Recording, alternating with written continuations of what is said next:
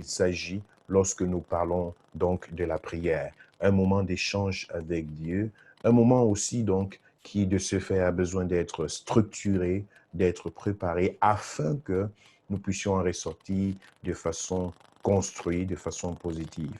Si je vais dans une rencontre sans savoir à quoi m'attendre, sans savoir ce que je m'en vais dire là-bas, ce que je veux écouter là-bas, et bien sûr, cette rencontre-là ne sera pas fructueuse. Mais figurez-vous que la Bible nous dit, 1 heure passée dans la présence de Dieu vaut mieux que des milliers passés ailleurs. Mais si c'est 1 heure-là, je ne les passe pas vraiment, si je ne suis pas vraiment présent, ce serait tout simplement une peine perdue, ce serait des formalités que l'on serait en train de remplir et ce serait loin de ce que le Seigneur Jésus nous recommande. Il dit, lorsque vous voulez prier, entrez dans votre chambre, fermez la porte derrière vous et parlez à votre Père qui vous écoute dans le secret. Nous allons revoir ce verset biblique, n'est-ce pas, selon la pensée de Christ. Qu'est-ce qu'il voulait dire lorsqu'il a prononcé cette phrase? Et bien sûr, il s'agit d'une intimité, il s'agit de quelque chose de personnel, il s'agit d'un moment mis à part, il s'agit d'une rencontre personnelle, intime, divine avec le Seigneur, et non pas tout simplement des formalités à remplir. La prière est l'un des piliers, n'est-ce pas, majeur de la foi chrétienne. C'est d'ailleurs le moyen, et j'allais dire le seul moyen qui nous est donné pour communiquer avec Dieu. Lorsque nous communiquons avec Dieu, Dieu écoute ce qui vient du fond de nos cœurs et nous écoutons le Seigneur. Ça, c'est très important. La prière, lorsqu'elle est accompagnée de la parole de Dieu, je crois que nous avons parlé de ce sujet il y a de cela quelque temps, la méditation de la parole de Dieu. Donc la prière, lorsqu'elle est accompagnée de la parole de Dieu, elle produit un effet extraordinaire. Et d'ailleurs, c'est deux choses qui sont complémentaires. Plus tu médites la parole de Dieu, plus ta prière est développée. Tu trouves des choses à dire à Dieu. Parfois, lorsque tu n'arrives plus à rien dire au Seigneur, c'est tout simplement que tu es vide au-dedans de toi. Mais si tu connais la parole de Dieu, si tu t'approches de la parole de Dieu, tu vas te rendre compte que plus tu médites les Saintes Écritures, plus tes prières sont enrichies, plus tu trouves des sujets à converser avec le Seigneur. Avez-vous déjà rencontré deux personnes qui, n'est-ce pas, s'asseyent à table et qui ne savent pas quoi se dire? Leurs centres d'intérêt sont complètement diversifiés. J'allais dire distants. L'un est un spécialiste du sport et l'autre est un spécialiste, je ne sais pas quoi, de l'astrologie, de, euh, euh, euh, euh, j'allais dire, euh, euh, de la température et de tout ce qui se fait dans l'environnement. Et les deux s'asseyent à table et puis il n'y a pas de point commun, il y a pas de sujet, on ne sait pas de quoi parler. Eh bien, il faut que l'un entre dans le sujet de l'autre, qu'il commence à parler le langage de l'autre, qu'il commence à s'infiltrer dans le langage de l'autre. Et puis, à partir de ce moment, il y a fusion, il y a, il y a interaction, chacun trouve le sens d'intérêt. Et puis, c'est des deux côtés que cela doit se faire pour que la conversation s'intensifie. Sinon, ces deux personnes vont s'asseoir à table. Leur centre d'intérêt serait complètement différentes les uns des autres et il n'y aurait pas communication. C'est de ça qu'il s'agit. Pendant que je m'approche de la parole de Dieu, pendant que je médite les Saintes Écritures, je me laisse connaître par Dieu et je connais le Seigneur. J'essaye de connaître le Seigneur, j'essaye de comprendre les pensées de Dieu, j'essaye de me laisser pénétrer et traverser par la parole de Dieu. Il y a cette fusion et cela se répercute dans ma vie de prière. Lorsque je vais dans la présence de Dieu, je sais comment entrer dans cette présence avec le Seigneur, comment être en fusion avec Dieu. Donc ces deux éléments que nous avons, sur lequel nous avons commencé il y a de cela quelques semaines, sur la méditation de la parole de Dieu. Nous avons parlé de la Bible, nous avons parlé de ses origines, de sa structure, ainsi de suite. Et nous avons parlé de comment méditer la parole de Dieu. Ça, c'est une base fondamentale pour la vie du chrétien. Et maintenant, pendant que nous sommes en train de parler de la prière, les deux sont complémentaires et l'un renforce l'autre. Pour méditer la parole de Dieu, nous avons besoin de la prière. Pour prier, nous avons besoin, n'est-ce pas, d'être imprégnés de la parole de Dieu. Et lorsque tu as ces deux piliers de la foi dans ta vie, alors bien-aimé, tu tiens debout. Tu es bâti et tu peux avancer. Ce n'est pas le tout, mais c'est la base nécessaire pour que la transformation que Dieu a commencée dans ta vie, qu'elle puisse continuer son parcours et que cela puisse se manifester dans ta vie. Que Dieu bénisse chacun d'entre vous, vous qui êtes si nombreux sur Zoom et vous qui êtes avec nous du côté de Facebook. Nous sommes dans le cadre du CBS Online Church, l'église en ligne, le centre biblique et social. Cette église qui vient chez vous, cette église qui n'a pas de frontières, qui n'a pas de limites, qui n'a pas de barrières et dont le Seigneur nous a donné l'inspiration depuis le 7 janvier de cette année 2020 à pouvoir ouvrir cette église en ligne et à être avec vous tous les mardis de 20h à 21h30 heure de l'Europe, j'allais dire de Berlin, et tous les vendredis dans le cadre du combat spirituel de la manifestation de la puissance de Dieu en compagnie de notre ministère international Vaincre Satan et les démons. Donc ceci, c'est une offre qui se fait dans le cadre de cette église en ligne. Pendant cette année 2020, notre objectif, c'est qu'à la fin de cette année, chacun puisse regarder derrière soi et se dire « Je viens de loin et j'ai avancé considérablement avec le Seigneur. » J'étais aveugle et maintenant je vois. J'étais mal affermi et maintenant je suis mieux affermi.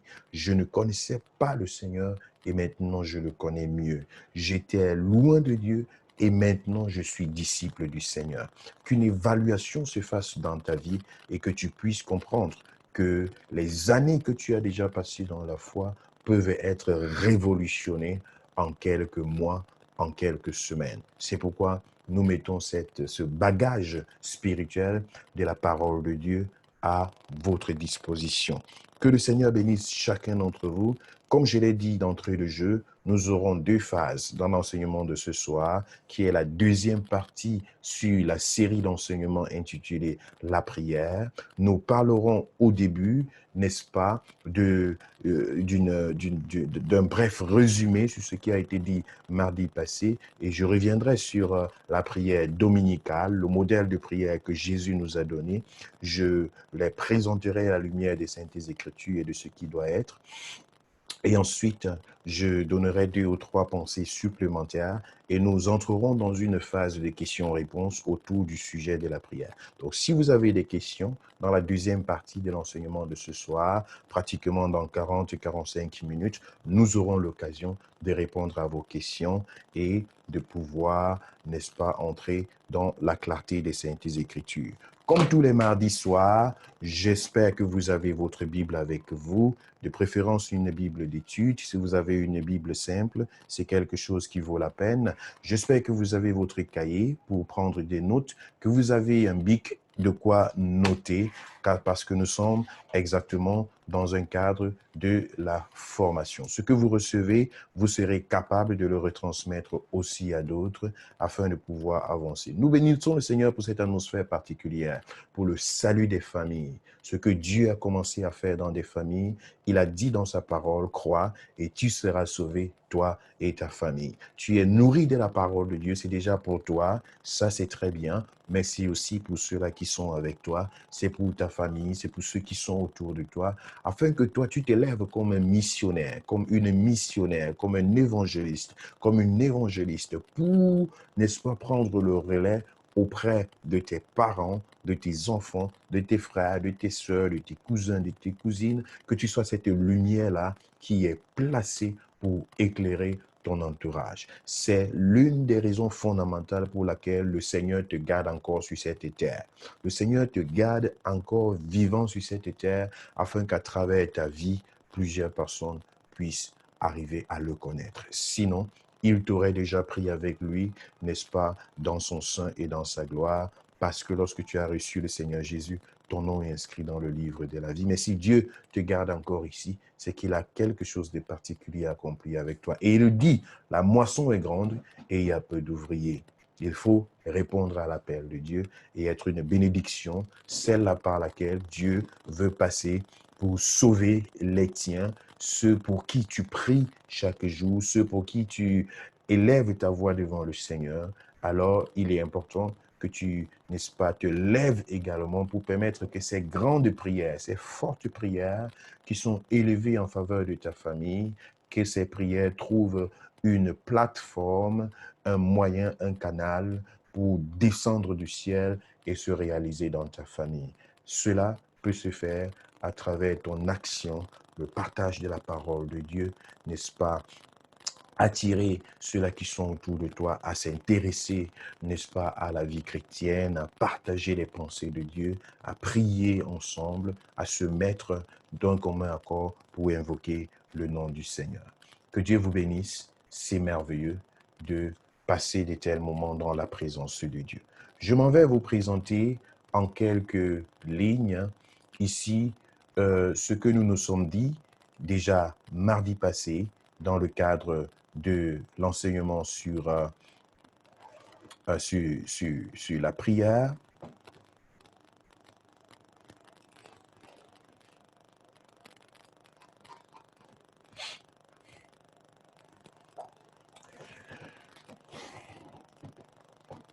Donc, nous nous sommes dit que la prière était le moyen de communiquer avec Dieu, le moyen de s'approcher et le moyen de parler à Dieu, le moyen de communiquer. La communication est un dialogue et non pas un monologue.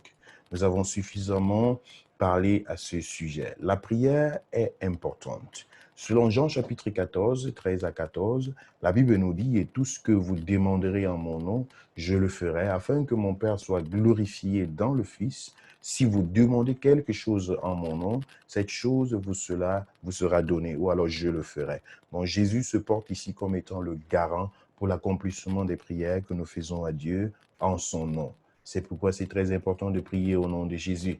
Je vous dis encore que si deux d'entre vous s'accordent sur la terre pour demander une chose quelconque, elle leur sera accordée par mon Père qui est dans les cieux. C'est une assurance. C'est une assurance à 100% que le Christ donne pour dire « Je suis là, je serai chaque fois avec vous lorsque vous vous retrouverez. » Bien-aimé dans le Seigneur, ceci me réjouit encore parce que parfois on est dans la présence de Dieu, on se dit, comme nous sommes seulement à 2 aujourd'hui, comme nous sommes seulement à 3 aujourd'hui, ça ne vaut pas la peine de prier, bavardons, causons, changeons des nouvelles et puis on rentre à la maison. Eh bien que non.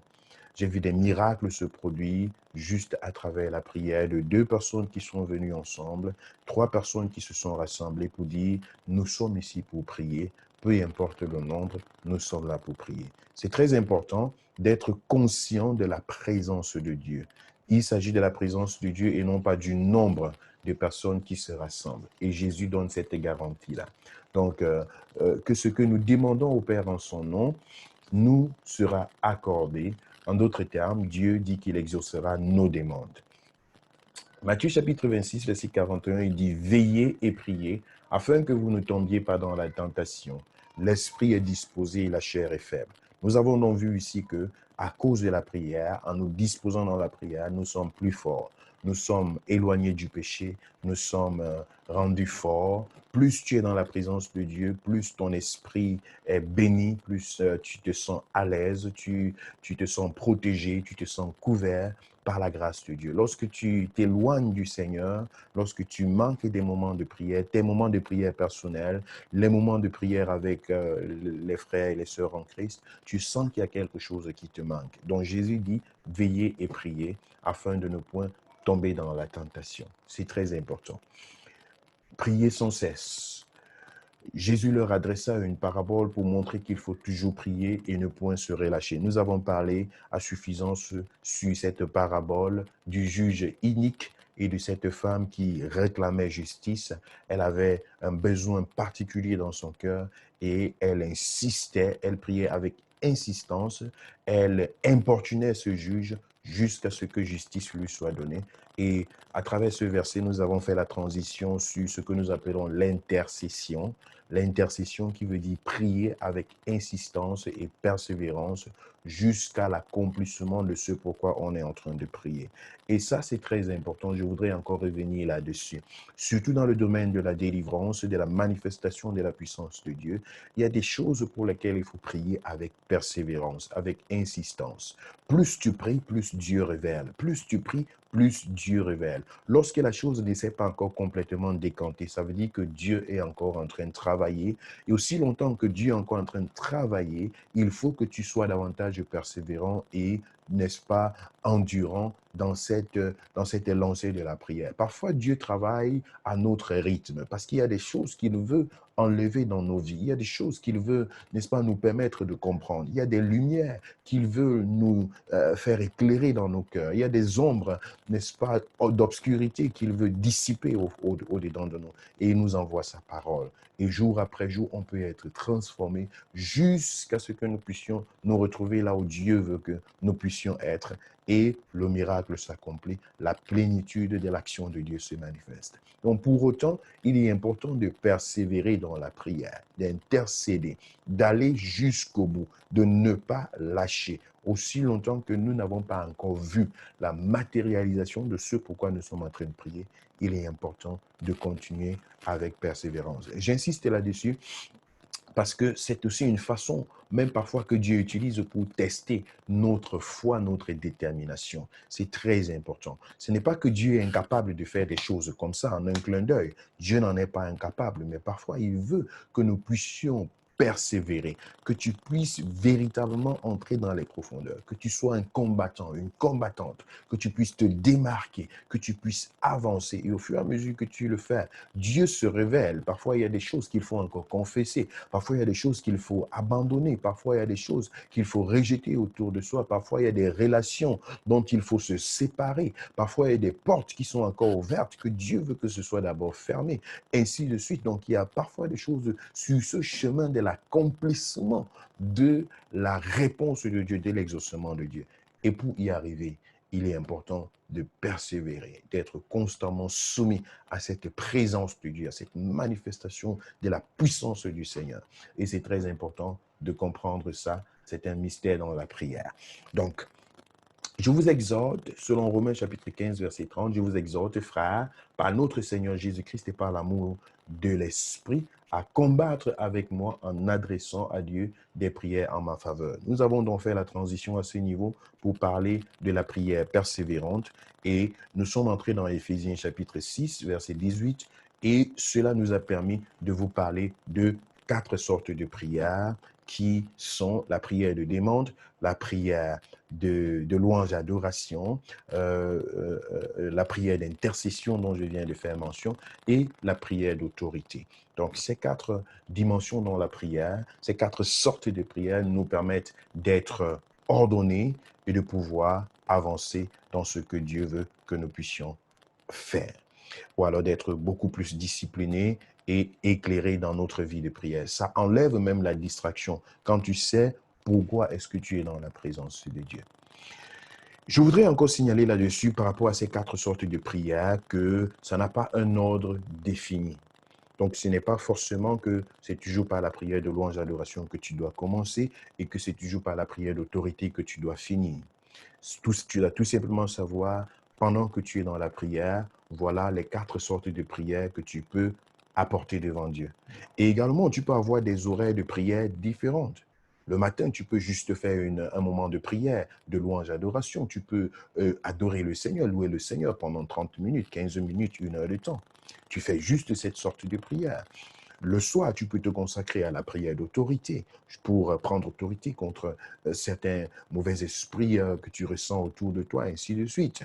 À midi, tu peux faire une prière de demande. Tu peux faire ces 4 sortes de prières dans tes moments personnels de prière. Tu peux également décider, mon prochain rendez-vous, c'est un rendez-vous avec Dieu dans le sens de la prière d'autorité. Je veux prendre autorité, je veux entrer dans une dimension d'autorité dans ma vie. Mon prochain rendez-vous avec le Seigneur, je veux louer le Seigneur, je veux le célébrer. Mon prochain rendez-vous avec le Seigneur, je veux le structurer pour avoir ces 4 sortes de prières dans la présence de Dieu, parce que chaque fois que je veux entrer dans sa présence, je veux demander pardon pour mes péchés, je veux louer le Seigneur, je veux prier pour l'Église, pour ma famille, pour mes frères, pour mes sœurs, je veux intercéder pour un sujet, quelqu'un m'a appelé pour dire, oh mon frère, est-ce que tu peux prier pour moi? Oh ma soeur, j'ai un examen la semaine prochaine, je suis dans tel défi, il y a telle décision devant moi, je ne sais pas quelle orientation prendre, peux-tu prier pour moi? Oh voilà, dans mon prochain rendez-vous, je vais intercéder pour telle et telle personne. Et puis, je veux prendre autorité. Donc, ceci, c'est juste une structure de discipline qui vous permet de pouvoir savoir pourquoi est-ce que vous voulez aller dans la présence de Dieu. Quel est votre agenda? Ça, c'est très important. Mais cela n'exclut pas que vous puissiez également juste ressentir un besoin de prière à un certain moment donné. Et ce besoin est fort, et puis vous entrez tout simplement dans la présence de Dieu. Et vous commencez à prier selon ce qui vous vient à cœur. Parfois, ce sont des moments où on est en train de prier en langue, ou alors on ressent juste le besoin d'adorer le Seigneur, de louer le Seigneur. On ressent juste le besoin peut-être de se prosterner devant le Seigneur. Il y a également des instants comme ça qui ne sont pas programmés, mais qui sont juste une inspiration que tu ressens au fond de ton cœur. Waouh! Je sens que j'ai juste envie de prier en ce moment, et tu te mets en prière. Ça, ce sont des moments parfois où le Saint-Esprit lui-même a commandé les choses, et il a certainement quelque chose de particulier à faire, soit dans ta vie directement, soit dans celle de ta famille, soit dans celle de l'Église, de ceux qui sont autour de toi. C'est très important d'écouter et de suivre la voix du Seigneur. Comme je l'ai tant promis, maintenant est venu le temps de vous parler de la prière dominicale. Notre Père qui est aux cieux, que ton nom soit sanctifié, que ton règne vienne, que ta volonté soit faite sur la terre comme dans le ciel. Donne-nous aujourd'hui notre pain quotidien. Pardonne-nous nos offenses, comme nous pardonnons aussi à ceux qui nous ont offensés. Ne nous induis pas dans la tentation, mais délivre-nous du mal, car c'est à toi qu'appartiennent dans tous les siècles le règne et la puissance et la gloire. Amen. Ceci est une prière, n'est-ce pas, qui se récite pratiquement dans plusieurs de nos églises classiques ou alors dites traditionnelles. Ceci est une prière qui est parfois présentée comme sacrée, présentée comme étant le moyen de parler à Dieu, à tort ou à raison. Je voudrais laisser là un point d'exclamation. Je voudrais ici là me tourner beaucoup plus vers le côté du modèle. Cette prière que Jésus présente à ses disciples n'est pas une prière en soi, mais c'est un modèle de prière. Quand on parle de modèle, ça veut dire que dans cette prière, on peut retrouver une structure, on peut retrouver une certaine organisation, une certaine orientation dans la prière. Donc, ceux-là qui vont tout simplement se mettre à réciter cette prière, quelque part, je me dis que c'est dépouillé, démuni de tout sens et de toute conscience. Souvenez-vous que prier, c'est communiquer avec Dieu et non pas réciter quelque chose dans la présence du Seigneur.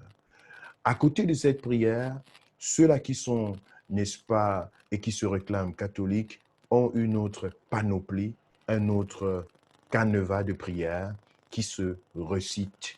Je vous salue Marie, pleine de grâce. Et puis, je n'ai pas appris cette prière-là, sinon j'allais vous la citer ici, là.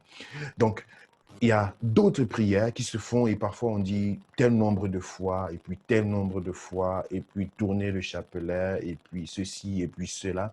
Donc, vous allez donc vous rendre compte que ça devient mécanique, ça devient des formalités à remplir, ça devient parfois même, j'ai envie de le dire, euh, rempli d'un esprit de peur, pour dire, OK, j'ai besoin, il faut absolument que je fasse ci, que je fasse ça.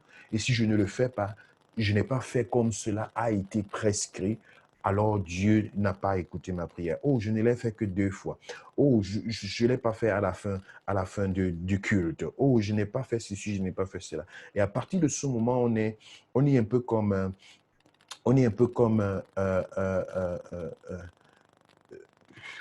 l'expression m'échappe, comme si on n'a pas rempli son devoir. On manque de quelque chose au-dedans de soi. Et ce n'est pas ça l'esprit de la prière. L'esprit de la prière, c'est cette communication, c'est cette simplicité, c'est cette confiance, c'est cette assurance, c'est cette ouverture, c'est ce partage que nous pouvons avoir avec le Seigneur. Eh bien, revenons un peu sur la prière dominicale pour voir de quoi s'agit-il et de quoi est-ce que le Seigneur est en train de parler ici. Déjà, lorsque nous voyons, il y a plusieurs formes ou bien les sortes de prières dont nous avons fait mention reviennent ici. Quand on dit « Notre Père qui est aux cieux », ici, c'est tout simplement le Seigneur est en train de nous aider à comprendre que nous devons adorer le Seigneur. Donc ça, c'est une sorte de prière, c'est un modèle qui parle de la prière d'adoration. Jésus dit, lorsque vous entrez dans la présence de Dieu, soyez prêts à adorer le Seigneur. Et vous savez, l'adoration, c'est une prière. Quand on dit notre Père qui est aux cieux, c'est une façon de célébrer Dieu. C'est une façon de lever Dieu. Et ça, tu peux le dire à tes propres mots. Notre Père qui est aux cieux. Notre Père. Ça ne doit pas être seulement cette formalité-là. Tu peux dire ce que tu ressens. Tu peux dire comment est-ce que tu vois ce Dieu? Comment est-ce que tu imagines le mot Père? Est-il vraiment Père pour toi? Quelle est la représentation du Père? Tu vois? Donc ici, il s'agit de l'adoration. Et tu peux le dire en tes propres mots. Mon Père qui est dans les cieux. Seigneur, toi qui règnes au-dessus de tout. Toi qui as créé l'univers tout entier. Toi qui as le monde entier entre tes mains. Je veux contempler les cieux. Je veux contempler la nature. Je veux contempler l'univers et voir les preuves de ton existence. Car tout ce qui existe est fait par toi. Tu es le Père, tu es le détenteur, tu es celui-là qui a tout pouvoir. Seigneur, je te loue, je t'élève. Tu es le roi de gloire. Je suis toujours dans cette phrase de notre Père qui est aux cieux. Donc Jésus est en train de dire à ses disciples, quand vous priez, soyez prêts à reconnaître la paternité de Dieu. C'est-à-dire celui-là qui possède tout, celui-là qui règne sur tout, celui-là qui a tout sur son contrôle, celui-là qui a toute la responsabilité. C'est ça la signification d'un père. Donc ici, le Seigneur ne donne pas des mots tout simplement à réciter, mais il dit, voilà un modèle, voilà l'adoration. Il est assis dans le ciel. Il est assis sur son trône et il règne sur l'univers entier. Il est votre Père. Donc ici, c'est ce que nous avons dit la fois passée en parlant de la prière d'adoration. La prière d'adoration. Donc c'est ce que le Seigneur est en train de dire ici à ses disciples. Lorsque vous venez, soyez prêts à reconnaître Dieu. Soyez prêts à élever le Seigneur. Soyez prêts à reconnaître sa grandeur. Et vous savez, bien-aimés, dans l'adoration, Dieu se manifeste en tant que Père parce que c'est lui qui règne. Avez-vous déjà vu des personnes qui se retrouvent quelque part juste pour adorer Dieu? Je dis juste pour adorer Dieu. Pas forcément pour lui demander quelque chose, pour dire au nom de Jésus, pour chasser les démons, pour faire telle et telle chose, ainsi de suite, pour prier pour telle et telle personne, pour tel et tel sujet. Mais ils se sont retrouvés juste pour adorer Dieu. Il y a une atmosphère extraordinaire, une atmosphère pleine de grâce, une atmosphère dans laquelle même les démons, les mauvais esprits ne résistent pas, une atmosphère là où la puissance et la présence de Dieu se manifestent forcément. Ça, c'est merveilleux. Donc, c'est une sorte de prière dans laquelle Jésus est en train d'inviter ses disciples pour dire, venez dans cette atmosphère, venez dans cette dimension et vous vous laisserez transformer par le Seigneur. Vous verrez sa gloire se manifester, notre Père qui est aux cieux. Et dans le même verset 9, il dit la prochaine phrase, il dit, que ton nom soit sanctifié. Que ton nom soit sanctifié. Ici, c'est une responsabilité que le Seigneur donne à ses disciples. Vous devez pouvoir, à travers votre vie de prière, sanctifier le nom du Seigneur. Vous savez, la prière, ce n'est pas seulement ce qu'on dit de sa bouche, mais c'est ce qu'on vit. Ta vie doit devenir une prière.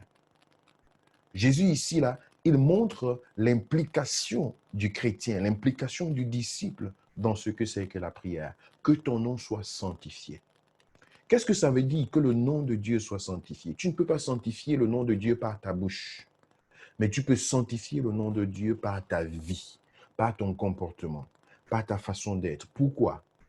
Parce que le Dieu que tu dis que tu sers, c'est ce Dieu-là que tes voisins, ton entourage, ta famille va insulter si toi tu te comportes contrairement à ce que ce Dieu-là dit. Vous savez, quand on dit le nom de quelqu'un est sanctifié, ça veut dire la réputation de quelqu'un est élevée, elle est bonne. Le nom de quelqu'un est sanctifié. Le nom de quelqu'un a une bonne réputation. Le nom de quelqu'un est propre. Pour que le nom de Dieu soit propre, c'est par rapport à notre entourage.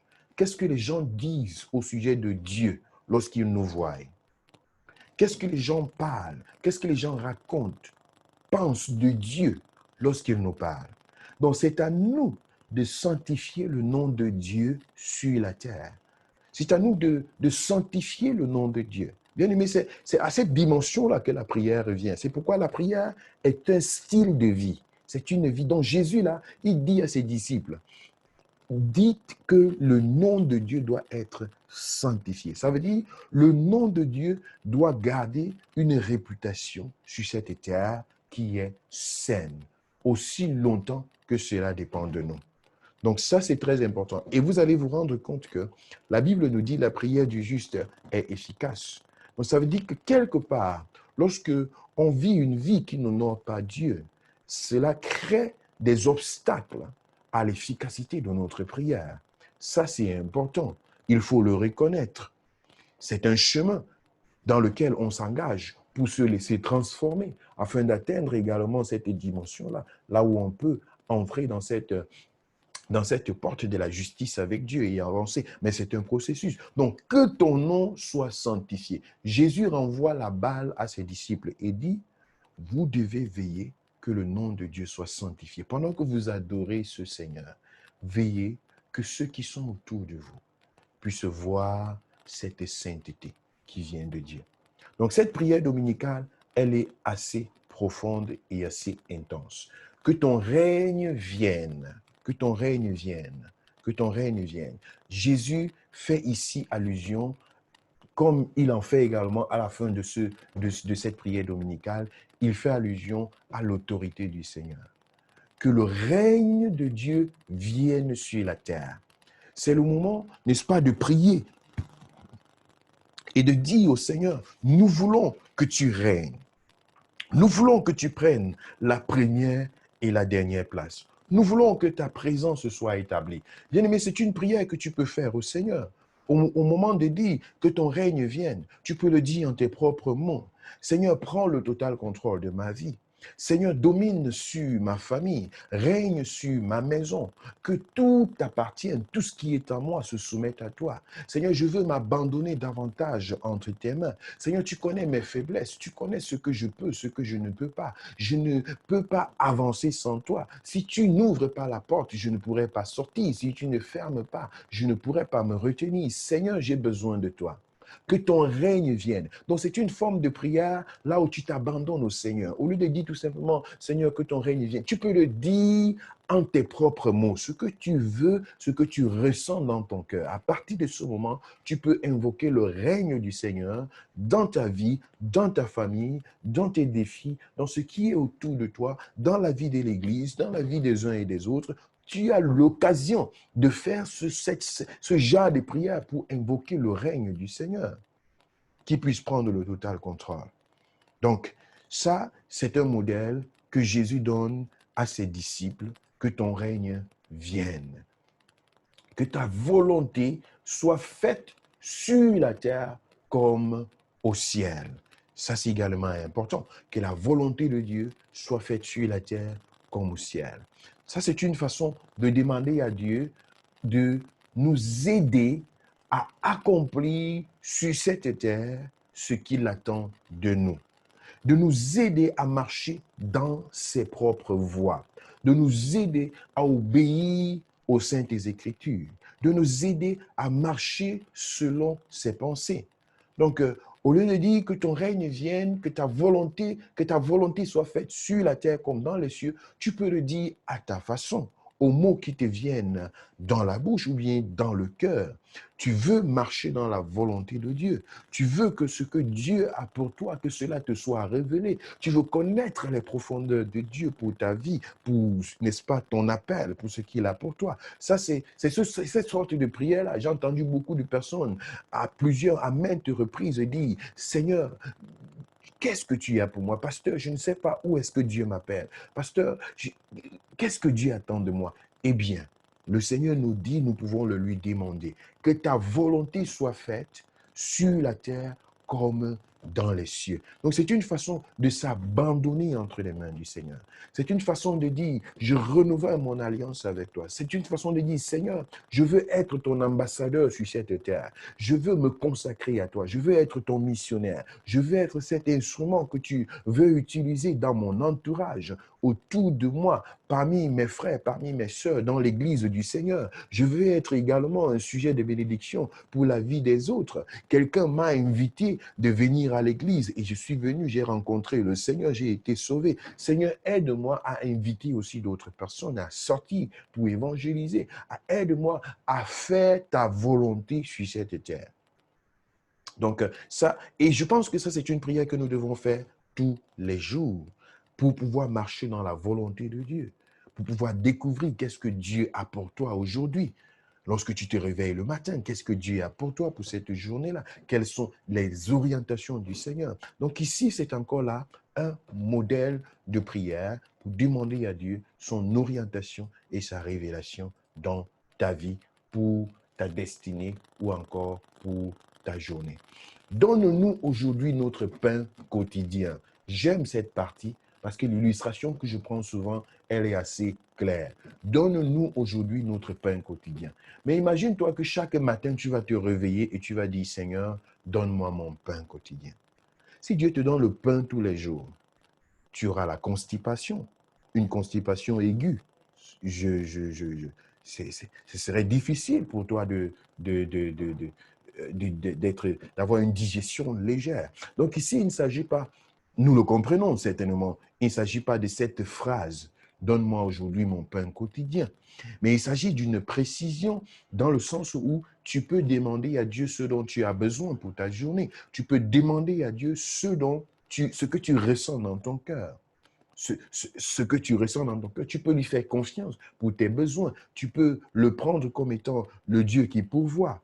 Donc tu peux y aller vers le Seigneur. Seigneur, tu es Jéhovah Jireh, le bon pourvoyeur. Tu connais ma vie. Aujourd'hui, j'ai besoin de ta protection dans ma vie. Aujourd'hui, je ne sais pas comment nourrir mes enfants. Je ne sais pas comment est-ce que le soir, un plat sera mis sur la table. Mais Seigneur, je te fais confiance. Je ne sais pas comment à la fin de ce mois, les choses vont se passer avec le confinement, avec les entreprises qui se ferment, et ainsi de suite. Seigneur, je veux te faire confiance. Donne-moi ce dont j'ai besoin pour chaque jour. Tu peux aller vers le Seigneur et lui présenter ce besoin, lui demander ton pain quotidien. Mais en parlant de pain quotidien, il doit être personnalisé.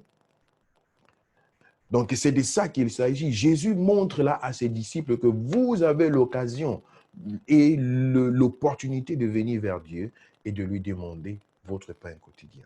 Mais ce pain quotidien-là, ça doit être personnalisé. Ça doit être quelque chose qui te ressemble, quelque chose qui est dans le contexte dans lequel tu es et qui reflète ce qui est devant toi. À partir de ce moment, ça ne devient pas une récitation, mais tu es en train de faire quelque chose qui vient de ton cœur. Et c'est personnel. Et c'est comme ça que tu peux être dans cette intensité de la communication avec le Seigneur. Il continue en disant, pardonne-nous nos offenses, comme nous pardonnons aussi à ceux qui nous ont offensés. Nous avons parlé de la prière de confession. Une prière de confession qui, n'est-ce pas, est dans le sens de demander pardon à Dieu pour nos péchés. Nous avons cette occasion. Et bien aimé, il ne s'agit pas seulement de dire, pardonne-moi mes offenses. Ce n'est pas seulement de ça qu'il s'agit, mais il s'agit d'être pointu et d'être précis devant le Seigneur. Si tu as menti, tu vas dire au Seigneur, pardonne-moi parce que j'ai menti. Tu ne vas pas seulement dire, pardonne-moi mes offenses. Si tu as volé, tu vas dire, Seigneur, pardonne-moi parce que j'ai volé. Si tu as commis l'adultère, la fornication, tu vas dire, Seigneur, pardonne-moi parce que j'ai commis ça. Si tu as trompé quelqu'un, si tu as détesté, si tu as haï quelqu'un, si tu as eu de l'envie dans ton cœur, ainsi de suite, tu dois dire, Seigneur, pardonne-moi parce que voilà ce que j'ai ressenti. Tu vas citer la chose par son nom. Tu ne vas pas seulement dire, pardonne-moi mes offenses. Tu ne vas pas seulement réciter cette prière et puis dire que tu es pardonné. Non, la Bible dit celui qui avoue ses péchés et qui les délaisse obtient miséricorde. Avouer veut dire reconnaître la chose et l'appeler par son nom et accepter que cette chose n'est pas selon Dieu et décider de s'en détourner de façon singulière. Donc ici encore, il s'agit de quelque chose de personnel, là où tu peux aller vers Dieu et appeler la chose par son nom et dire, Seigneur, voici de quoi il s'agit. Et prêtez encore attention dans cette phrase, lorsque Jésus dit « Pardonne-nous nos offenses, comme nous pardonnons aussi à ceux qui nous ont offensés. » Ici, c'est un peu comme une conséquence que Jésus est en train de relever ici. « Pardonne-moi comme je pardonne aussi. » En d'autres termes, Jésus leur dit, lorsque vous partez vers Dieu pour lui demander pardon, rassurez-vous que vous pardonnez aussi aux autres qui vous ont offensés. Pardonne-moi comme je pardonne aux autres. Ça veut dire que si je ne pardonne pas aux autres, toi, ne me pardonne pas. Pardonne-moi comme je pardonne aux autres.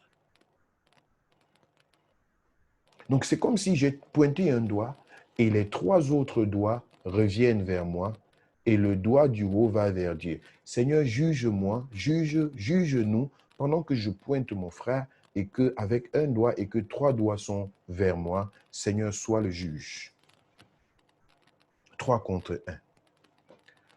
Donc, pardonne-moi mes offenses, comme moi aussi, je pardonne à ceux qui m'ont offensé. Donc, le Seigneur ici est en train de présenter à ses disciples la même prière qu'il a développée à plusieurs reprises dans des paraboles. Il dit, si tu apportes ton offrande vers le Seigneur et que tu vas vers le tronc, tu te rappelles que tu as quelque chose contre ton frère ou bien que ton frère a quelque chose contre toi, dépose ton offrande à côté, va demander pardon, va arranger avec ton frère et puis reviens mettre ton offrande dans le panier.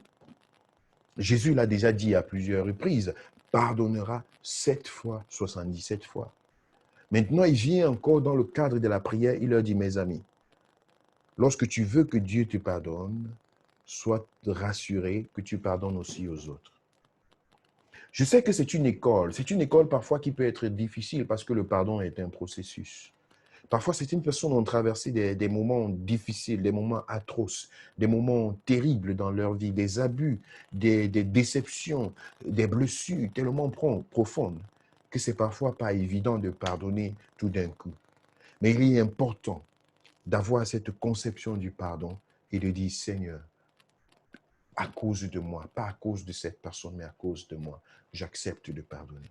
Parce que je veux trouver ma place à côté de toi. Je veux être guéri. Je veux être transformé. Je veux être libéré. Je veux que toi, tu prennes les devants dans ma vie. Je veux trouver une place d'honneur devant ta présence. Alors, j'accepte de payer le prix et de pardonner.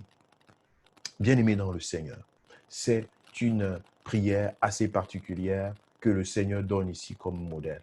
Pardonne-nous nos offenses comme nous pardonnons aussi à ceux qui nous ont offensés. Et il continue en disant, ne nous induis pas en tentation, mais délivre-nous du malin.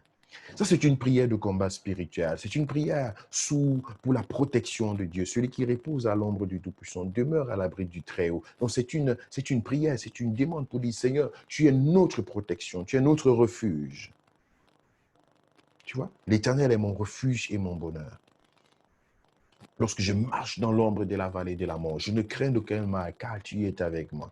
Ta houlette et ton bâton me rassurent. Ça, c'est dans cette lignée de prière. Tu es celui-là qui me protège. Seigneur, que ma maison soit couverte par ton sang. Que ta grâce, Seigneur, couvre ma vie. Seigneur, que tes anges protègent ce lieu. J'ai besoin de toi. Donc, c'est cette prière-là que tu es en train de faire. Tu n'es pas en train de reciter ce que nous sommes en train de voir comme étant la prière dominicale, mais tu es dans cette prière.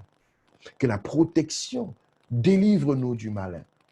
Tu vois, ne nous induis pas en tentation, mais délivre-nous du malin. Seigneur, j'ai besoin de ta grâce dans ma vie.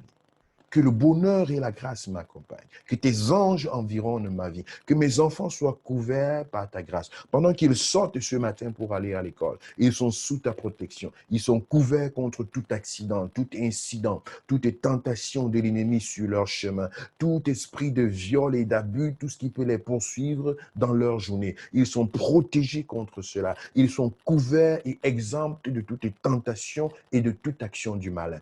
Bien-aimé, tu le fais de façon personnalisée. C'est ton besoin.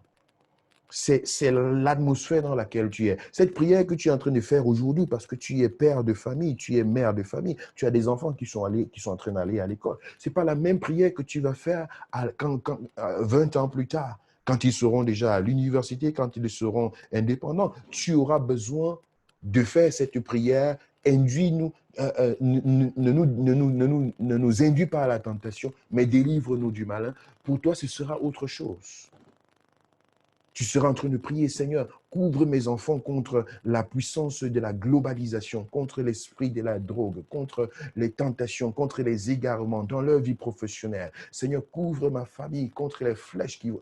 Tu vois, tu es dans la même prière, tu es en train de demander à Dieu de ne pas t'induire dans le malin, de te délivrer du mal, mais ta situation personnelle, tu l'adaptes à ta situation personnelle et c'est ça qui est individuel dans cette prière.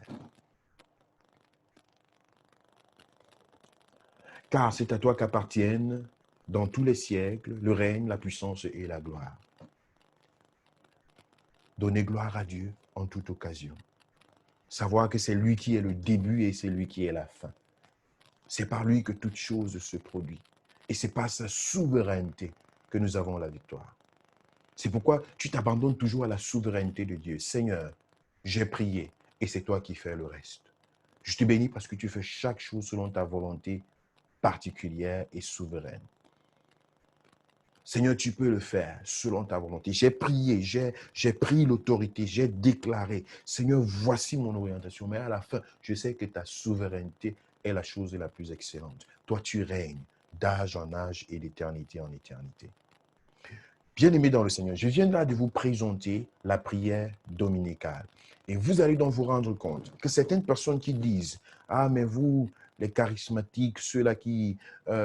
pourquoi vous ne priez pas la prière que le Seigneur a donnée? Pourquoi vous ne faites pas cette prière dominicale? Pourquoi vous ne récitez pas cette prière ?»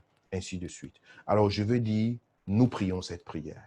Je prie cette prière. Notre Père qui est aux cieux, que ton nom soit sanctifié, que ton règne vienne, que ta volonté soit faite sur la terre comme dans le ciel. Pardonne-nous nos offenses, comme nous pardonnons aussi à ceux qui nous ont offensés. Ne nous induis pas au mal, mais délivre-nous du mal. Nous faisons cette prière, mais seulement pas sous forme de récitation, mais sous forme de vie, sous forme de pratique, sous forme de spontanéité avec le Seigneur en fonction du besoin que nous ressentons dans notre cœur. Et je crois que c'est ça que le Seigneur était en train d'enseigner à ses disciples. Avez-vous vu plusieurs fois Jésus dans la prière, dans le jardin de Gethsémani, dans la nuit, toute la nuit, sur une montagne en train de prier? Dans Jean chapitre 17, pendant qu'il est en train de recommander tous ses disciples au Seigneur et de promettre la venue du Saint-Esprit. Pendant qu'il est en train de parler au Seigneur sur la croix du Calvaire, sur la croix de Golgotha, pendant qu'il est sous, n'est-ce pas, l'agonie des douleurs de la crucifixion. Qu'est-ce qu'il était en train de faire? Il parlait à son Dieu en fonction des circonstances dans lesquelles il se trouvait. Avait-il une récitation dans sa bouche? Bien sûr que non, mais il savait dans quel modèle il est en train de travailler. Il savait qu'il est en train de parler à Dieu. Il savait que selon son besoin, selon la circonstance qu'il traverse, il était en train de s'adresser au Seigneur. Et bien sûr, c'est de ça qu'il s'agit. Aller dans la présence de Dieu avec le cœur et non pas avec la tête, avec le cœur. Et parler au Seigneur selon ce que tu ressens dans ton cœur, selon la circonstance que tu traverses, selon les réalités de ta vie d'aujourd'hui. Et c'est de cette façon que tu peux, n'est-ce pas, vivre cette vie personnelle, cette relation personnelle avec le Seigneur et le voir se manifester dans ta vie. Voilà, comme je vous ai promis, l'exposé de la prière dominicale de Matthieu chapitre 6, du verset 9 au verset 13. Mais lorsque nous regardons ce Matthieu chapitre 6, on va voir qu'il y a déjà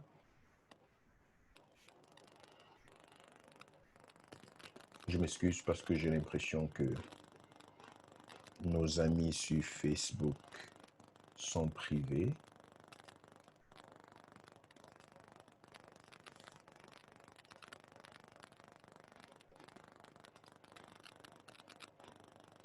Excusez-moi sur Zoom, je veux me rassurer que nos amis sur Facebook ne sont pas privés, parce que j'ai l'impression que c'est le cas. Non, c'est bon, ils sont en ligne. Gloire à Dieu, que Dieu vous bénisse de ce côté-là. Donc, je voudrais vous présenter encore quelque chose qui a soulevé parfois des questions et des interrogations dans Matthieu chapitre 6 que nous venons d'exposer. Jésus dit quelque chose de particulier à ses disciples pendant qu'il les invite à la prière. Il dit, mais quand tu pries, entre dans ta chambre. Entre dans ta chambre. Je suis dans Matthieu chapitre 6, le verset 6. Il dit, mais quand tu pries, entre dans ta chambre, ferme ta porte et prie ton Père qui est là dans le lieu secret. Et ton Père qui voit dans le secret te le rendra. Déjà au verset 5, il dit quelque chose de particulier. Lorsque vous priez, ne soyez pas comme les hypocrites qui aiment à prier debout dans les synagogues et au coin des rues pour être vus des hommes. Je vous le dis en vérité, ils reçoivent leur récompense. Mais quand tu pries, entre dans ta chambre, ferme la porte et prie ton Père qui est dans les lieux secrets, et ton Père qui voit dans le secret te le rendra. En priant, ne multipliez pas de vaines paroles, comme les païens qui s'imaginent qu'à force de paroles, ils seront exaucés. Ne leur ressemblez pas, car votre Père sait de quoi vous avez besoin avant que vous ne le lui demandiez. Voici donc comment vous devez prier. Notre Père qui est aux cieux, que ton nom soit sanctifié. Donc ici, il s'agit là de l'introduction de cette prière dominicale que Jésus est en train de donner à ses disciples. Et il leur donne des choses particulières. Il dit, premièrement, ne priez pas comme des hypocrites. Ne priez pas comme des hypocrites qui vont, n'est-ce pas, dans la synagogue, debout ou alors au coin des rues et qui se font voir. Mais allez plutôt, va dans ta chambre, ferme la porte et prie ton Père qui est dans le lieu secret. Ici, le Seigneur est en train de donner une orientation particulière. La prière, c'est une rencontre personnelle. C'est un moment d'intimité, c'est un moment de conversation, de communion avec le Seigneur. Donc, c'est un symbole que Jésus est en train d'utiliser ici en disant, va dans ta chambre, ferme la porte derrière toi. Il s'agit ici de pouvoir se retirer, de pouvoir trouver du temps, de pouvoir trouver un moment où tu es concentré, un moment où tu es tranquille, un moment où tu es calme. C'est de ça qu'il s'agit, de te retirer, d'avoir un moment de concentration, d'éteindre le téléphone à côté de toi, de prendre congé de ceux qui sont autour de toi, de dire aux enfants de t'excuser pendant un moment, de refuser toutes les visites qui pourraient être perturbatrices pendant ce moment-là. De trouver un moment où tu peux être en tête à tête avec le Seigneur. C'est de ça qu'il s'agit lorsque Jésus dit de fermer la porte derrière soi. Et même lorsque nous sommes dans l'église, fermer la porte derrière soi dans un culte, c'est possible, en refusant toute distraction. Vous savez, il y a des gens qui entrent dans l'église et pendant qu'on est en train d'adorer le Seigneur, ils sont plutôt en train de s'occuper des enfants, ils sont en train de s'occuper de la fenêtre qui n'est pas fermée, ils sont en train de s'occuper d'un câble qui est mal placé, ils sont en train de s'occuper de telle et de telle chose, et pendant tout le culte, tu vas te rendre compte que la personne n'est concentrée que peut-être pendant 10 minutes sur 90 minutes, en train d'aller aux toilettes à toutes les 5 minutes, à toutes les 10 minutes. À partir de ce moment, tu n'as pas fermé ta chambre, tu n'as pas fermé la porte. Tu es venu juste pour qu'on sache que tu es aussi là. Tu as rempli des formalités, peut-être parce que, ok, tu dois accompagner quelqu'un à l'église ou bien il faut que le pasteur sache que tu es là et tout le reste. Mais ta chambre n'est pas fermée, ta porte n'est pas fermée. Et à partir de ce moment, tu deviens une distraction pour toi-même, tu n'as pas de contact avec le Seigneur et tu ne peux pas vivre sa présence et tu perturbes même les autres.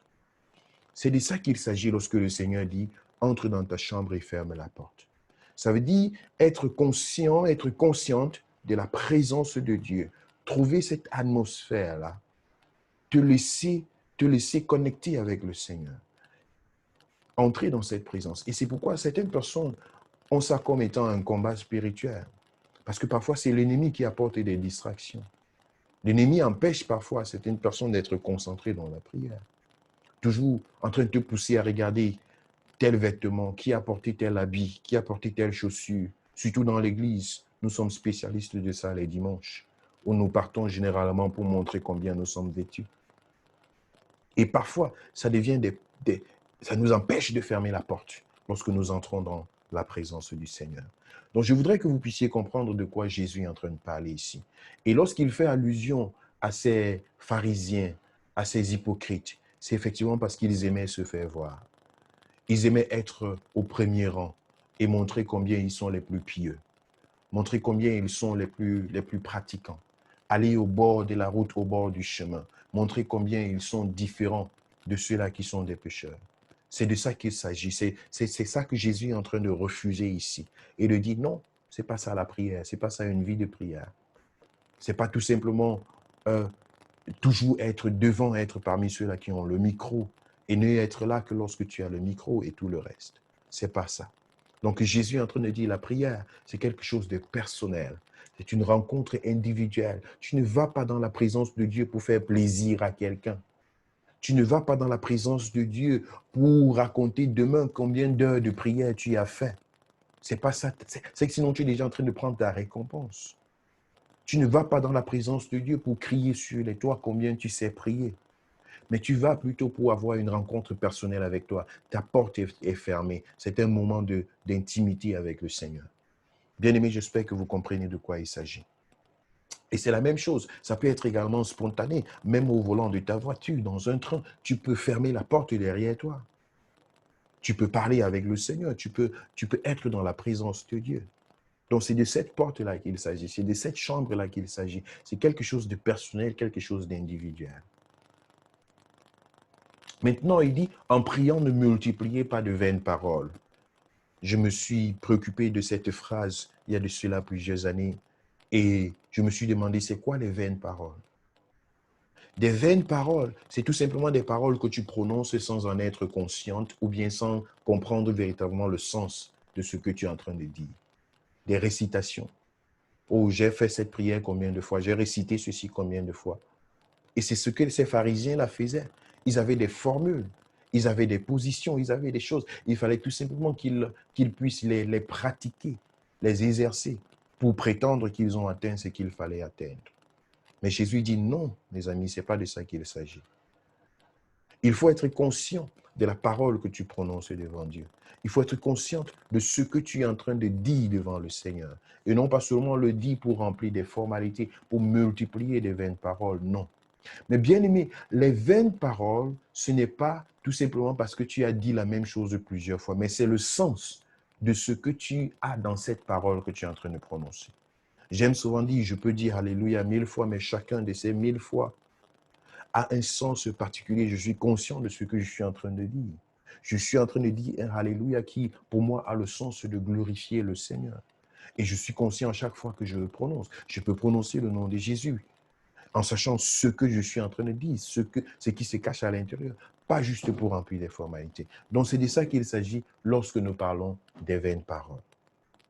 Il est important de comprendre qu'il y a des lieux secrets. Si vous regardez dans Matthieu chapitre 14, je vais regarder le verset rapidement. Matthieu chapitre 14, Jésus avait également des lieux secrets, des lieux où il se retirait pour passer du temps avec le Seigneur. Dans Matthieu chapitre 14, le verset 23, on va dire, quand il l'eut en renvoyé, il monta sur la montagne pour prier à l'écart. Et comme le soir était venu, il était là seul.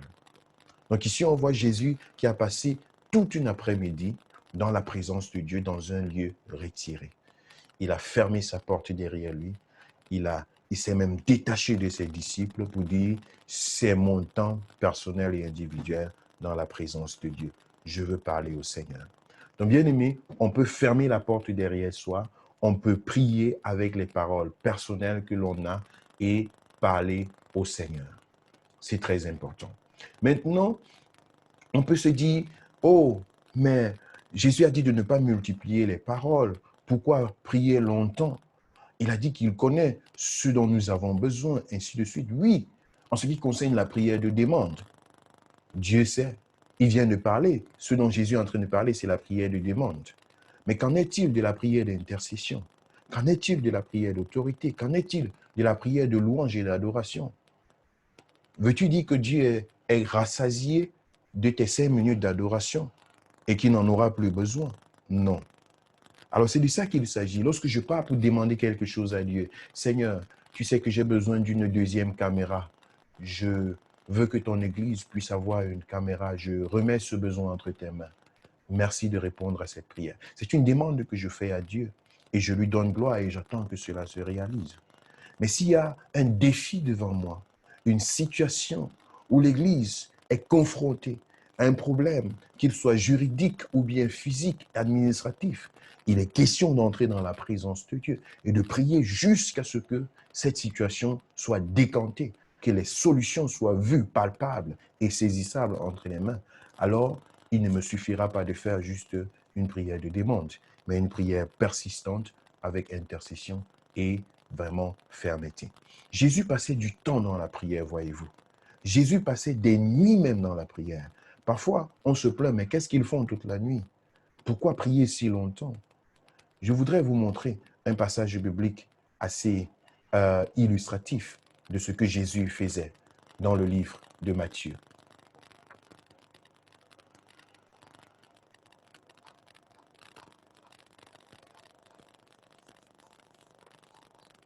Dans le livre de Luc plutôt. Luc au chapitre 4, le verset 42. La Bible nous dit, dès que le jour parut, il sortit et alla dans un lieu désert. Une foule de gens se mit à sa recherche et arrivèrent jusqu'à lui. Ils voulaient le retenir afin qu'il ne les quittait point. Donc ici, on voit que Jésus a passé toute la nuit dans la prière.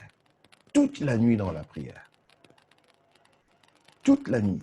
C'est lorsque le jour est venu, il est quitté directement pour aller dans un lieu désert et les gens couraient vers lui pour venir dire, Seigneur, nous t'avons cherché.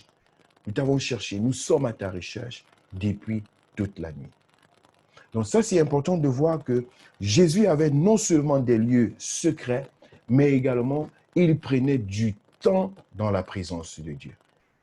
Il prenait du temps dans la présence de Dieu. Et il ne le faisait pas seulement juste pour remplir les formalités. On va encore le voir dans 2 chapitres plus tard, dans Luc chapitre 6. On voit encore Jésus qui passe un moment extrêmement long dans la présence de Dieu. Cette fois-ci, on ne parle pas du désert, mais on parle de la montagne. Au verset 12 de Luc au chapitre 6. En ce temps-là, Jésus se rendit sur la montagne pour prier. Et il passa toute la nuit à prier Dieu. Toute la nuit. Quand on parle d'une nuit, c'est au moins 6 heures à 8 heures de temps, la nuit, puisqu'elle va commencer autour de 22 heures pour finir à 5h, 5h30. Donc ici, on voit Jésus passer du temps dans la prière. Toute la nuit à prier et il était sur une montagne, dans un lieu où il avait décidé de fermer la porte derrière lui, de passer du temps avec le Seigneur. Et ça toute la nuit. Alors ceux qui se demandent, mais pourquoi prier longtemps? Pourquoi? Nous le faisons parce qu'il s'agit d'une communication avec Dieu. Il s'agit de traiter avec le Seigneur. Il s'agit d'entrer dans la présence de Dieu. Et avant que je ne puisse vous donner l'occasion de poser vos questions, je voudrais vous montrer encore que la prière parfois peut être différente et individuelle. Il y a des gens qui prient avec une intensité qui est relative à ce qu'elle traverse. Des personnes qui prient avec une intensité relative à ce qu'elles traversent. Des personnes qui ont un fardeau dans le cœur et tu ne peux pas empêcher quelqu'un de prier. Tu vas voir quelqu'un qui va peut-être prier à voix basse, qui va prier peut-être silencieusement, qui va prier à sa façon, mais tu vas voir des gens qui ne peuvent pas se retenir dans la prière parce qu'elles ont traversé des choses puissantes et profondes, parce elles ont quelque chose au fond du cœur qui doivent être relâchées dans la présence de Dieu. C'est pourquoi tu vas te rendre compte que des gens prient différemment et on ne peut pas donner une façon de prier à quelqu'un. Si tu sais prier dans ton cœur, il y a des circonstances où tu es appelé à le faire. Peut-être tu es dans le bureau avec tes collègues et tu ne veux gêner personne. Peut-être tu es dans une circonstance et puis tu peux élever ta voix dans ton cœur, parler au Seigneur. Et il peut y avoir également des circonstances où tu te retrouves et tu as besoin de proclamer, tu as besoin de crier à Dieu. Et cela se faisait également dans la vie de Jésus. Jésus a traversé des circonstances là où il priait. Il ne priait pas seulement par des simples paroles, mais la Bible nous dit qu'il priait à grands cris. Quelqu'un m'a souvent demandé, mais pourquoi vous criez? J'ai dit, mais tiens, est-ce que tu sais ce que c'est que la prière? Dans Hébreux chapitre 5, la Bible nous dit à partir du verset 6, comme il dit encore ailleurs, tu es sacrificateur pour toujours, selon l'ordre des Melchisédek. C'est lui qui, dans les jours de sa chair, ayant présenté avec de grands cris et avec larmes des prières et des supplications à celui qui pouvait le sauver de la mort, ayant été exaucé à cause de sa piété. Ici, on parle de Jésus. Il a prié à grands cris et la Bible révèle même avec des larmes. Mais c'est quelque chose de profond, c'est quelque chose qui ne se fait pas avec la tête. C'est quelque chose qui ne se fait pas avec le raisonnement. Ici, Jésus était dans une circonstance où il fallait qu'il entre dans la présence de Dieu. Vous pouvez vous souvenir du jardin de Gethsémani, où la Bible dit il pria et sa sueur devint comme des grumeaux de sang. Il avait la réalité devant lui, donc il priait de façon vivante. Il ne priait pas pour remplir les formalités. Il était dans ce qu'il était en train de faire. Donc, c'est très important. Nous allons aussi voir dans un autre verset, de 1 Samuel. Je crois que je vous l'ai promis également la dernière fois, de vous parler brièvement de Anna. Anna qui avait un besoin, elle attendait un enfant. Elle attendait un enfant et cela était un besoin pressant dans son cœur. Même son mari n'arrivait pas à la satisfaire. Malgré tout ce qu'il faisait de bien pour elle, elle avait son besoin, elle avait son problème et elle savait que aussi longtemps, elle avait décidé qu'aussi longtemps que cet exaucement ne descendra pas du ciel, elle ne se laissera pas satisfaire. C'était un fardeau qui était dans son cœur. On va le voir dans 1 Samuel chapitre 1, le verset 10. La Bible nous dit, « Et l'amertume dans l'âme, elle pria l'Éternel et versa des pleurs. » Et l'amertume dans l'âme, elle pria l'Éternel et versa des pleurs. Voilà quelqu'un qui est dans la présence de Dieu, qui a un problème personnel, qui a une situation personnelle. Et tu veux lui demander de se comporter dans la présence de Dieu? De se comporter, d'avoir un comportement je sais pas moi, de civilisé? Non, il s'agit d'un problème personnel. Il s'agit d'une détermination individuelle. Il s'agit de quelque chose qui lui tient à cœur et dont elle n'a pas besoin de se comporter pour ça.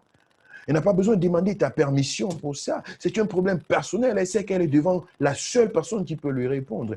Anna avait de l'amertume dans son cœur et elle est tombée dans la présence du Seigneur avec des pleurs. Et nous connaissons ce qui s'est passé. La Bible nous dit, elle a fait un vœu en disant à l'Éternel, si tu daignes regarder l'affliction de ta servante, si tu te souviens de moi et n'oublie point ta servante, et si tu donnes à ta servante un enfant mâle, je le consacrerai à l'Éternel pour tous les jours de sa vie, et le rasoir ne passera point sur sa tête. La Bible nous dit, et comme elle restait longtemps en prière,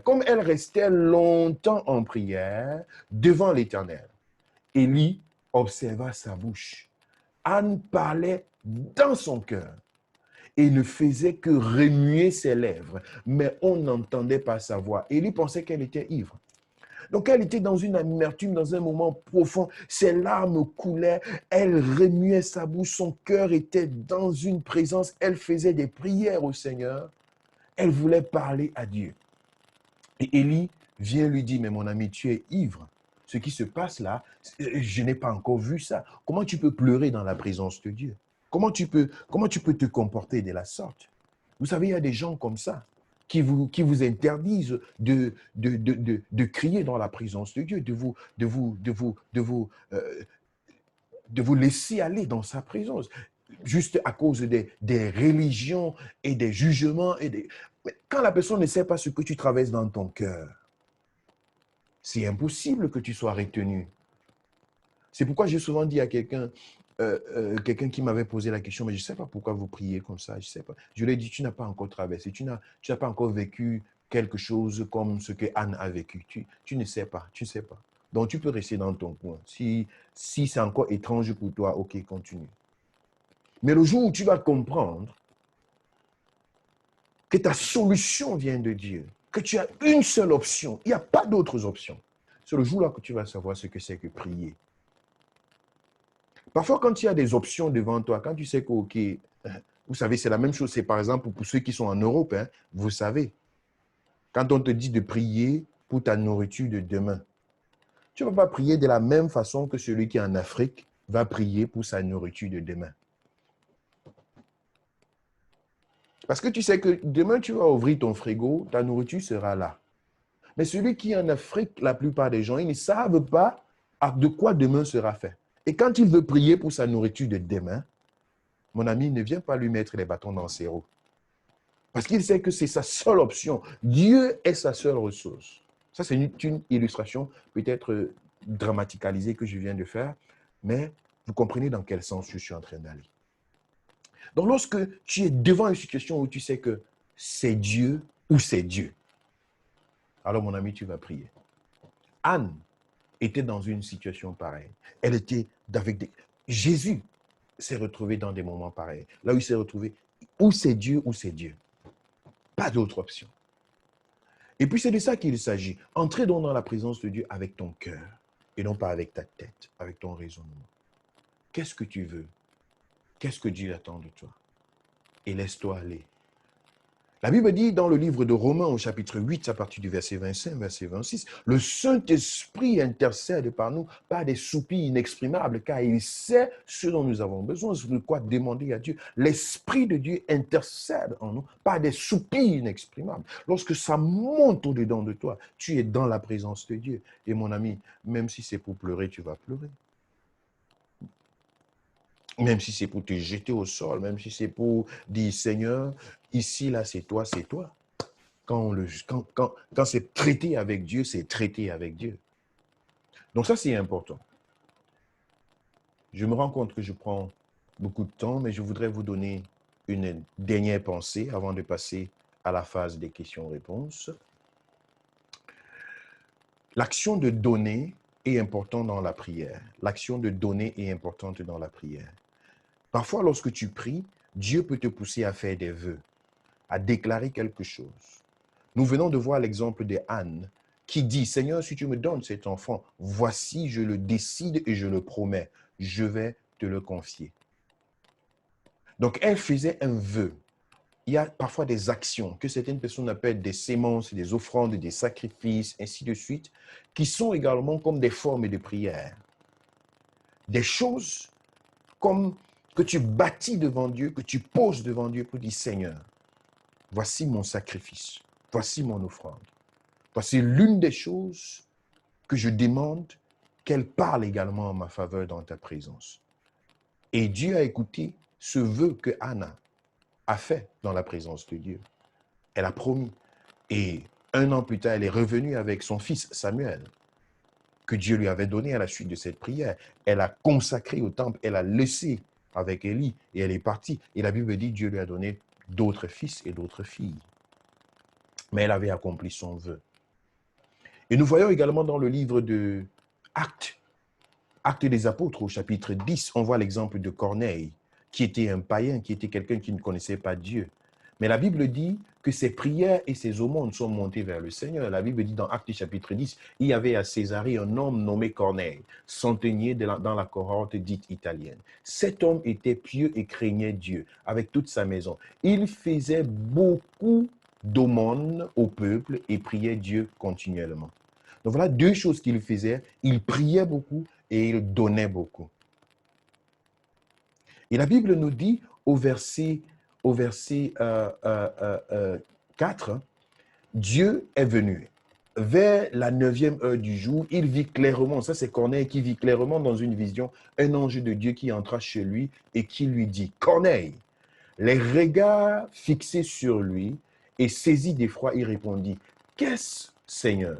Et l'ange lui dit, tes prières et tes aumônes sont montées devant Dieu et il s'en est souvenu. Donc ici, c'est quelque chose de particulier et d'étrange, mais de réel. Tes prières et tes aumônes sont montées vers Dieu.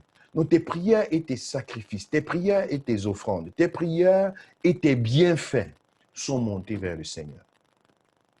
Et ça semble être quelque chose qui a ouvert la porte pour le miracle dans la vie de Corneille et de sa famille. Ça, c'est extraordinaire de le voir. Et on va voir également une autre personne, toujours dans le livre des Actes, Actes chapitre 9, en prenant l'exemple de Tabitha. La Bible nous dit, au verset 36, il y avait à Joppé, parmi les disciples, une femme nommée Tabitha, ce qui signifie Dorcas. Elle faisait beaucoup de bonnes œuvres et d'aumônes. Elle tomba malade en ce temps-là et mourut. Après l'avoir lavée, on la déposa dans une chambre haute. Elle est morte. Comme Lyde est près de Joppé, les disciples, ayant appris que Pierre s'y trouvait, envoyèrent 2 hommes vers lui pour le prier de venir chez eux sans tarder. Pierre se leva et partit avec ces hommes. Lorsqu'il fut arrivé, on les conduisit dans la chambre haute. Toutes les veuves l'entourèrent en pleurant.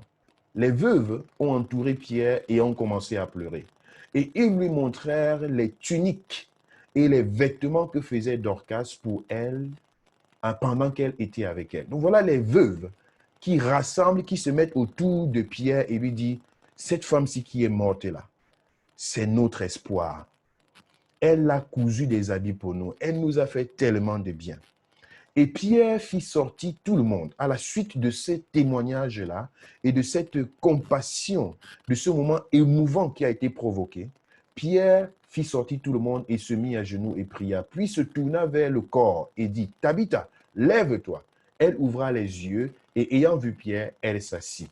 Donc ici, on voit que Tabitha, dite Dorcas, vient d'être ressuscitée à cause de ce que certaines personnes, des veuves, des personnes qui étaient aidées de façon importante par Dorcas, ont dit non, quelque chose doit être fait. Cette femme ne peut pas partir. Elle nous a fait tellement du bien qu'elle ne peut pas partir. Elles ont entouré Pierre pour dire que Pierre, ici, là, si cette femme-ci la part, nous, on aura des problèmes. Donc, on se rend donc compte ici que les prières et les bonnes œuvres et les aumônes de Dorcas ont également parlé en sa faveur. Donc ça, c'est très important. Vous pouvez également voir un autre passage dans le livre de Luc au chapitre 7, le verset 5. On parle, n'est-ce pas, d'un centenier qui faisait du bien, qui avait bâti la synagogue. Et l'un de ses serviteurs est tombé malade et lorsque il a envoyé pour que Jésus vienne guérir son serviteur. Tout le monde s'est rassemblé autour de Jésus pour dire, aide ce centenier. Parce qu'il nous fait tellement du bien. Ce temple, c'est lui qui a construit. Ça, cette chose, c'est lui qui a fait. Ce que nous sommes en train d'utiliser, c'est lui qui a mis ça à notre disposition. Il y a des actions qui peuvent être posées et qui accompagnent ta prière et qui parlent en ta faveur. Je bénis le Seigneur parce que ceci permet à chacun de comprendre qu'il peut accompagner sa prière de certaines actions Et c'est pas pour dire qu'il faut commencer à faire des choses un peu à gauche, à droite, de façon dispersée, pour dire que bon, voilà, je vais donner tout ce que j'ai à n'importe qui et tout le reste. Non, c'est pas de ça que je suis en train de parler. Mais il faut être quelqu'un qui a un cœur, qui a le sens du sacrifice. Déjà que pour prier, il faut savoir sacrifier de ton temps. Pour prier pour ton frère, pour prier pour ta soeur, quelqu'un qui est dans des problèmes, qui est dans des maladies, tu dois pouvoir sacrifier de ton temps pour prendre 1 heure dans la prière, pour prier pour l'église, pour prier pour le pasteur, pour prier pour ton frère, pour prier pour telle et telle chose. Il faut d'abord avoir ce sens du sacrifice. Il faut savoir donner de ton temps. Si tu n'as pas le sens de donner, tu ne prendras pas du temps dans la prière pour quelqu'un. Tu ne consacreras même pas du temps pour écouter quelqu'un, pour encadrer quelqu'un. Tu ne prendras pas ce temps. Donc il s'agit ici d'avoir le sens du sacrifice, le sens de donner, le sens d'être libéral, le sens, n'est-ce pas, de pouvoir semer. Et très souvent, il faut être très attentif et pouvoir discerner sur quel terrain poser ta semence et ton sacrifice. Ceci accompagne également la prière, afin que chaque fois, lorsque la chose est en train de se faire, lorsque le sacrifice que tu as posé est en train de parler, ou alors est en train d'être utilisé pour l'œuvre du Seigneur, chaque fois, c'est comme une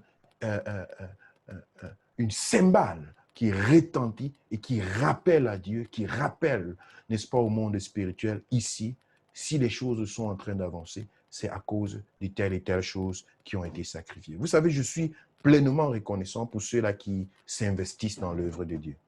Et Dieu a mis cela dans mon cœur, de donner très souvent l'opportunité aux gens de mettre la main à la pâte.